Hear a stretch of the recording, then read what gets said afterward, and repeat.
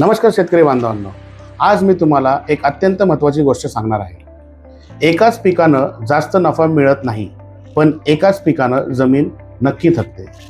आपण काय करतो, वर्षोनवर्षे फक्त कापूस किंवा फक्त सोयाबीन, कधी कधी तर सलग 4-5 वर्ष एकच पीक घेतो। पण विचार करा, जमिनी ही जिवंत आहे की नाही? दरवर्षी तेच पीक घेतलं तर मातीतील तेच पोषक घटक जसं नायट्रोजन, फॉस्फरस, पोटॅश सतत वापरले जातात। मातीला नवीन पोषण मिळत नाही, सेंद्रिय घटक कमी होतात आणि सर्वात मोठं नुकसान काय? तेच ते कीड आणि रोग कायमचे शेतात बसतात। मग आपण म्हणतो औषधे वाढवले तरी फायदा होत नाही, उत्पादन कमी येते। पण खरं कारण काय आहे? जमीन थकली आहे।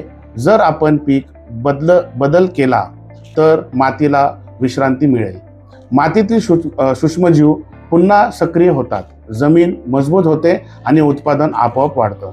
लक्षात ठेवा शेतकरी बांधवांनो, जमीन थकली तर खतं जास्त टाकून उपयोग नाही, पण जमीन जपली तर नफा आपोआप येतो। म्हणूनच पीक बदल करा, जमीन वाचवा आणि उत्पन्न वाढवा। नमस्कार।